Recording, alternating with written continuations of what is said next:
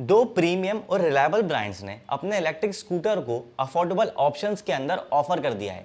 तो सवाल ये आता है कि इन दोनों ही ब्रांड्स के इलेक्ट्रिक स्कूटर में से आपके लिए बेस्ट ऑप्शन कौन सा है। सो भाई आप लोगों की रिक्वेस्ट के ऊपर आज हम लेके आए हैं आपके सामने कंपैरिजन चेतक 2901 का iQube 2.2 किलोवाट आवर से।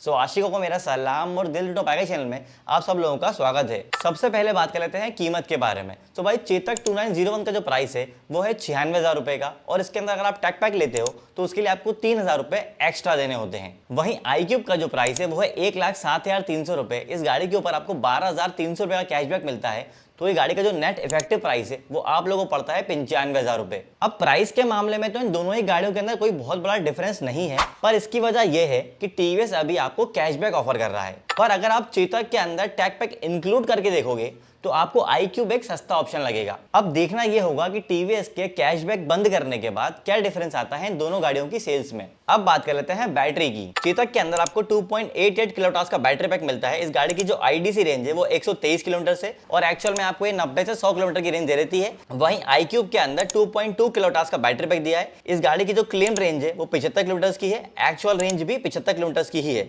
और इस गाड़ी को 0 से 80% चार्ज करने में सिर्फ 2 घंटे का समय लगता है। भाई सेम प्राइस के हिसाब से इन दोनों ही गाड़ियों की रेंज में तो थोड़ा अंतर है। जहां चेतक के अंदर आपको ट्रिपल फिगर रेंज मिल रही है, यहाँ पे iQube पीछे चला जाता है। दोनों ही स्कूटर के अंदर आपको फास्ट चार्जिंग का ऑप्शन नहीं मिलता है, लेकिन टीवीएस ने इसे टैकल करने के लिए अपने सबसे सस्ते इलेक्ट्रिक स्कूटर के अंदर आपको 950 वाट का पावरफुल चार्जर दिया है, जिससे ये गाड़ी 0 से 80% सिर्फ 2 घंटे में चार्ज हो रही है। लेकिन क्योंकि बड़ा बैटरी पैक चेतक के अंदर दिया है, इसलिए यहाँ पे चेतक एक ज्यादा अच्छा ऑप्शन नजर आता है। अगर हम मोटर की बात करें तो चेतक के अंदर आपको 4.2 किलोवाट की साइड माउंटेड मोटर मिलती है। इस गाड़ी की जो टॉप स्पीड है वो 63 किलोमीटर पर आवर है, और 0 से 40 जाने में से 4.7 सेकंड का टाइम लगता है। वहीं iQube के अंदर आपको 4.4 किलोवाट की हब माउंटेड मोटर मिलती है। इस गाड़ी की जो टॉप स्पीड है वो 75 किलोमीटर पर आवर है, और 0 से 40 जाने में से 4.2 सेकंड का टाइम लगता है। मोटर कैपेसिटी में कोई बहुत बड़ा डिफरेंस नहीं है दोनों ही गाड़ियों के अंदर, पर टॉप स्पीड और एक्सेलरेशन में अच्छा खासा डिफरेंस है,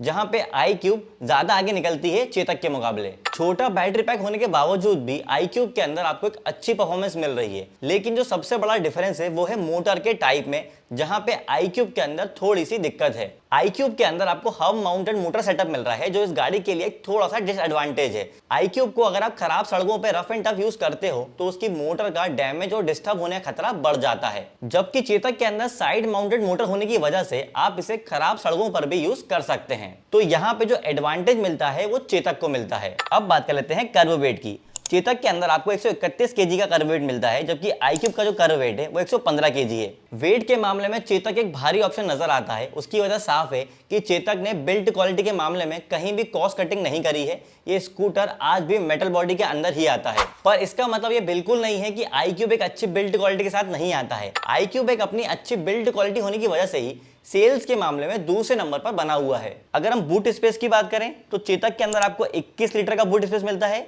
जबकि iQube के अंदर आपको 32 लीटर का बूट स्पेस मिलता है। भाई चेतक के अंदर आपको शुरू से ही कम बूट स्पेस मिलता है, लेकिन उसकी कमी पूरी हो जाती है क्योंकि चेतक में आपको आगे ग्लव बॉक्स दिया हुआ था, लेकिन चेतक 2901 से आगे का ग्लव बॉक्स को हटा लिया गया है। जबकि iQube के अंदर आपको अच्छा खासा बूट स्पेस मिल रहा है, जिसमें हेलमेट के साथ साथ आप और भी सामान रख सकते हो। तो बूट स्पेस के मामले में iQube एक ज्यादा बेटर ऑप्शन है। अब बात कर लेते हैं टायर, ब्रेक्स और सस्पेंशन की।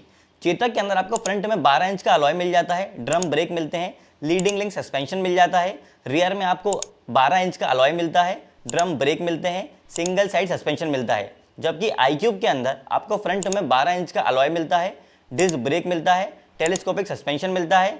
रियर में आपको 12 इंच का हब व्हील मिलता है, ड्रम ब्रेक मिलते हैं, और ट्विन शॉक एब्जॉर्बर मिलता है। भाई टायर के मामले में एक अच्छी चीज ये है कि दोनों ही ब्रांड्स आपको कम प्राइस में अलॉय व्हील्स दे रहे हैं। लेकिन ब्रेक्स के मामले में iQube एक ज्यादा अच्छा ऑप्शन है, क्योंकि यहाँ पे आपको आगे डिस्क ब्रेक मिल रहा है, जबकि चेतक के अंदर दोनों ही जो ब्रेक्स हैं वो ड्रम ब्रेक्स हैं। वैसे जो चेतक का वेट है उस हिसाब से चेतक के अंदर भी आगे डिस्क ब्रेक दिया होना चाहिए था, क्योंकि डिस्क ब्रेक होने की वजह से बायर का गाड़ी की ब्रेकिंग पे कॉन्फिडेंस बढ़ जाता है। सस्पेंशन के अंदर आपको एक बड़ा डिफरेंस देखने को मिलता है, जहां पे चेतक के अंदर आपको आगे और पीछे दोनों ही सिंगल सस्पेंशन मिल रहे हैं, वहां पे iQube के अंदर दोनों ही जगह फ्रंट और रियर में आपको ड्यूल साइड सस्पेंशन देखने को मिलते हैं। तो ओवरऑल यहाँ पे टीवीएस iQube एक ज्यादा बेटर ऑप्शन है। अब बात कर लेते हैं वारंटी की।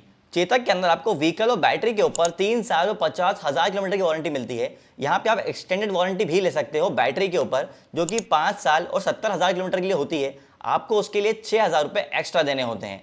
टीवीएस iQube के अंदर आपको व्हीकल और बैटरी के ऊपर 3 साल और 50,000 किलोमीटर की वारंटी मिलती है। आप बैटरी के ऊपर एक्सटेंडेड वारंटी भी ले सकते हो, जो कि हो जाएगी 5 साल और 70,000 किलोमीटर।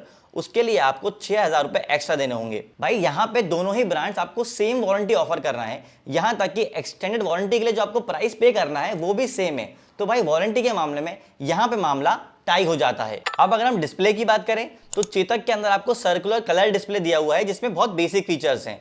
अगर आप टैग पैक लेते हो तो उसके बाद आपको Bluetooth, limited app connectivity, sports mode, reverse mode और हिल होल्ड असिस्ट मिल जाता है। जबकि iQube के अंदर आपको 5 इंच का TFT डिस्प्ले दिया हुआ है, जिसके अंदर आपको turn by turn navigation, Bluetooth, internet, geo fencing और थेफ्ट अलर्ट जैसे फीचर्स मिल जाते हैं। भाई डिस्प्ले के मामले में चेतक का डिस्प्ले शुरू से ही आउटडेटेड था और प्राइस को कम रखने के लिए यही सेम डिस्प्ले चेतक 2901 के अंदर भी देखने को मिल रहा है। टैग पैक लेने के बाद भी इसमें फीचर्स बहुत ही ज्यादा लिमिटेड लगते हैं, जबकि टीवीएस ने डिस्प्ले के अंदर अच्छे खासे फीचर्स देके इस प्रोडक्ट को और ज्यादा आई कैचिंग बना दिया है। उसके ऊपर आपको एप्लीकेशन से भी बहुत ही ज्यादा यूजफुल फीचर्स देखने को मिल जाते हैं। और चेतक के अंदर यूजफुल फीचर्स की बात करें तो आपको रिवर्स मोड जैसे बेसिक फीचर्स भी 3,000 रुपए एक्स्ट्रा देके टैग पैक लेने के बाद ही मिलते हैं। तो डिस्प्ले के मामले में भी iQube एक ज्यादा बेटर ऑप्शन है। अब बात कर लेते हैं दिल टूटा बाइकर के कंक्लूजन की। भाई ज्यादातर पैरामीटर्स के अंदर iQube एक ज्यादा बेटर ऑप्शन नजर आता है चेतक के मुकाबले, लेकिन स्ट्रॉन्ग बिल्ड क्वालिटी और वेट के मामले में चेतक आगे है iQube से। तो ओवरऑल अब बात कर लेते हैं कि आपके लिए कौन सा ऑप्शन सही रहेगा। अगर आपको कम प्राइस में एक स्ट्रॉन्ग बिल्ड क्वालिटी वाला इलेक्ट्रिक स्कूटर चाहिए तो चेतक आपके लिए एक अच्छा ऑप्शन रहेगा और इसकी डिलीवरीज भी स्टार्ट हो चुकी हैं, तो आपको बुक करके वेट करने की जरूरत नहीं पड़ेगी। लेकिन अगर आपको एक अच्छी बिल्ड क्वालिटी वाला इलेक्ट्रिक स्कूटर चाहिए जिसमें सर्विस नेटवर्क जो ब्रांड का हो वो सबसे बड़ा हो और इसके अंदर आपको एक पावरफुल चार्जर मिले जिस वजह से आपकी गाड़ी जल्दी से चार्ज हो पाए, तो आप लोगों के लिए iQube 2.2 किलोवाट एक ज्यादा अच्छा ऑप्शन है। तो भाई ये तो था चेतक 2901 का iQube 2.2 किलोवाट से कंपैरिजन। अगर आपको ये वीडियो पसंद आई है तो उसे लाइक कर दीजिएगा। आपको कोई भी डाउट है तो कमेंट करके पूछ लीजिएगा। अगर आप चैनल पे नए हैं तो चैनल को सब्सक्राइब कर लीजिएगा, क्योंकि दिल टूटा बाइकर आप लोगों के लिए ऐसे ही इन्फॉर्मेटिव वीडियोस लेके आता रहता है।